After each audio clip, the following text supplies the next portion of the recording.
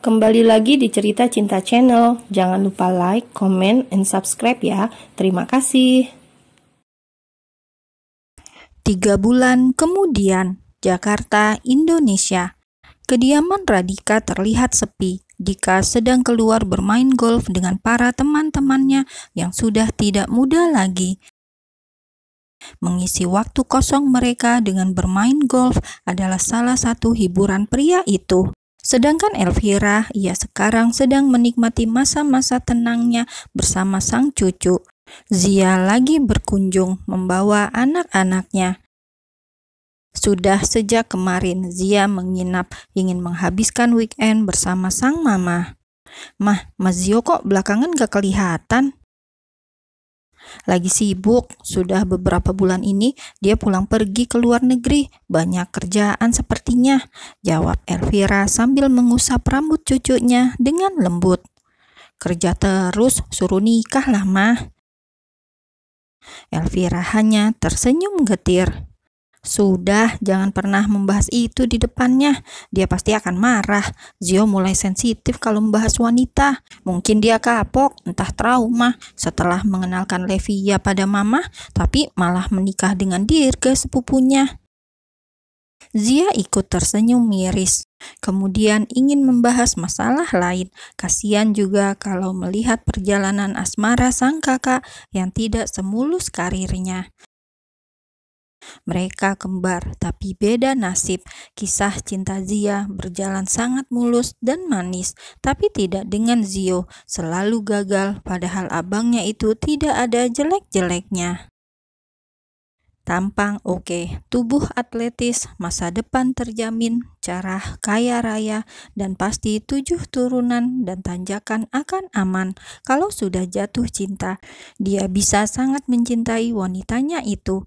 Tapi kenapa jodohnya sangat sulit? Dikhianati kekasihnya, ditinggal nikah. Ah, Mas Zio. Zia malah melamun memikirkan nasib saudara kembarnya itu. Sedangkan yang dipikirkan Zia kini malah melenggang santai di terminal kedatangan di Bandara Internasional Soekarno-Hatta. Zio berjalan diikuti Kevia yang mengikuti di sebelahnya. Langkah kaki Zio terlalu panjang membuat Kevia kesulitan menyamai langkah. Mereka berdua baru saja tiba setelah semua proses hukum selesai di negara Paman Sam tersebut. Kevia terbebas dari semua tuntutan keluarga sang psikopat. Ini semua berkat andil Zio dan juga bantuan keluarga Dr. Titan. Hampir 3 bulan lamanya, Zio pulang pergi Indonesia Amerika untuk menemani Kevia yang kala itu mengalami kasus hukum. Jika ditanya keluarganya, Zio pasti mengatakan ada urusan bisnis, padahal ia sedang menengok sekaligus mendampingi Kevia saat ada jadwal sidang. Ya, ia selalu hadir di sana, karena sekarang Kevia adalah istrinya yang sah. Kini mereka berdua sudah bisa pulang, tapi sepanjang jalan sebenarnya Zio resah. Mau dibawa kemana Kevia ini? Dibawa ke salah satu apartemen pribadi miliknya atau diajak ke mansion untuk tinggal bersamanya? Sampai di mobil pun Zio masih berpikir bagaimana juga menjelaskan pada papa mamanya dan juga saudara-saudaranya. Masa pulang dari Amerika ia malah membawa istri yang tidak jelas. Zio menghela nafas panjang. "Tuan, kita kemana?" tanya sopir pribadi yang menjemput mereka di bandara tadi. Sebelum menjawab, Zio melirik Kevia yang duduk di belakang lewat pantulan kaca di depannya. "Mansion, Orchid Royal Apartment." "Mas Dirga, Mas harus olahraga deh." "Ih, perut Mas Dirga nggak banget," celetuk Diska. "Kamu pulang aja, Dis, tiap main kesini berisik," cetus Dirga yang kala itu sedang berbaring di pangkuan Levia. Levia sendiri hanya tersenyum melihat suaminya yang begitu galak bila menghadapi cibiran saudara perempuannya. Tapi Diska memang benar karena berat badan Dirga naik 4 kilo 3 bulan ini. Yang hamil siapa, yang doyan makan siapa. Setelah masa mualnya hilang di bulan kedua, Dirga memang doyan makan. Ini karena Levia yang sedikit-sedikit membuat makanan. Sejak hamil, Levia jadi sering bereksperimen di dapur mewah mereka. Hanya suka masak, sedangkan yang menghabiskan adalah suaminya. Jadi sangat wajar jika Dirga agak berisi sekarang. "Suruh diet, Mbak," celetuk Diska sambil berdiri dan dengan usil mencubit perut abangnya yang kini banyak lemaknya. Tidak seatletis dulu. "His," Dirga mendesis kemudian melotot tajam ke arah Diska. Levia pun semakin terkekeh melihat Tom and Jerry tersebut, dan hal itu membuat Dirga senang. Levia sekarang sering tersenyum, terlihat makin cantik, apalagi sejak hamil, aura Levia seolah memancar lebih terang. Puas bercanda, mereka kini duduk di meja makan, menikmati masakan Levia. Di sela-sela acara makan itu, Diska mulai berbicara. Ia menanyakan perihal Zio pada kakaknya. "Mas, kabar Mas Zio bagaimana ya? Kok lama sekali nggak kelihatan?" Dirga hanya melirik, enggan menjawab. Mana dia tahu kabar sepupunya itu. Tapi Diska benar, Zio seolah-olah menghilang beberapa bulan ini. Apa dia patah hati karena aku yang berhasil mendapatkan Levia? Kemana dia? Dirga malah larut dalam pikirannya sendiri. Sementara itu, yang dibahas kini sedang dalam perjalanan ke mansion. Mansion mewah milik Zio Rael Dirgantara terlihat sepi, tidak ada aktivitas apapun di sana, hanya terlihat penjaga di pos jaga. Begitu mobil yang membawa Zio masuk gerbang, penjaga langsung menghampiri dan membuka pintu depan. "Turunlah, kita sudah sampai," seru Zio saat mereka sudah tiba di kediaman Zio yang ternyata cukup besar bagi Kevia. Kevia terlihat bengong saat menginjakan kakinya di sana.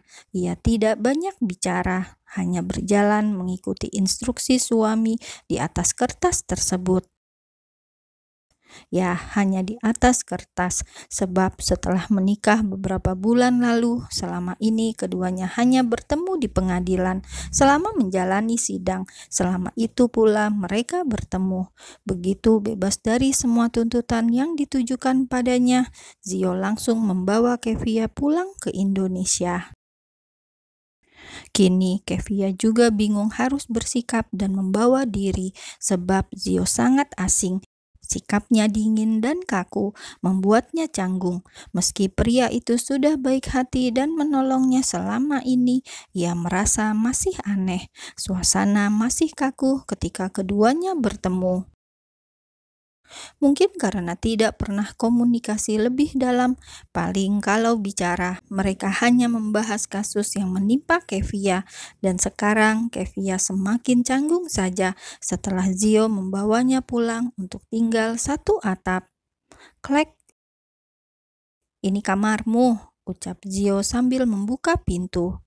"Bi, bawa kopernya ke dalam," seru Zio sambil menatap ART yang sejak tadi agak bengong karena tuan mudanya membawa seorang gadis. Ini kabar panas, kabar yang harus ia siarkan pada Nyonya Besar Elvira. Tapi nanti dulu, ia akan melayani tamu tuan mudanya tersebut. "Ditaruh di sini, Non?" tanya Bibi. "Biar saya saja, Bi." Kevia meraih kopernya sendiri. Ia yang akan membawanya sendiri. Sedangkan Zio, wajahnya nampak lesu. Mungkin juga karena lelah. Akhir-akhir ini ia harus mengurusi segala hal mengenai Kevia, membuat jam istirahat pria tersebut berkurang. "Ya sudah, kalau ada apa-apa minta sama Bibi." Zio kemudian meninggalkan keduanya. Ia pergi ke kamarnya sendiri. Sementara itu, setelah Zio pergi, Bibi pun bertanya pada Kevia, apa ada yang ingin tamunya itu inginkan. "Apa yang bisa Bibi bantu, Non?" Kevia menggeleng. "Tidak, Bi, terima kasih." Mungkin Nona ingin sesuatu, desak Bibi. Jujur, ia agak senang karena Zio membawa pulang seorang gadis.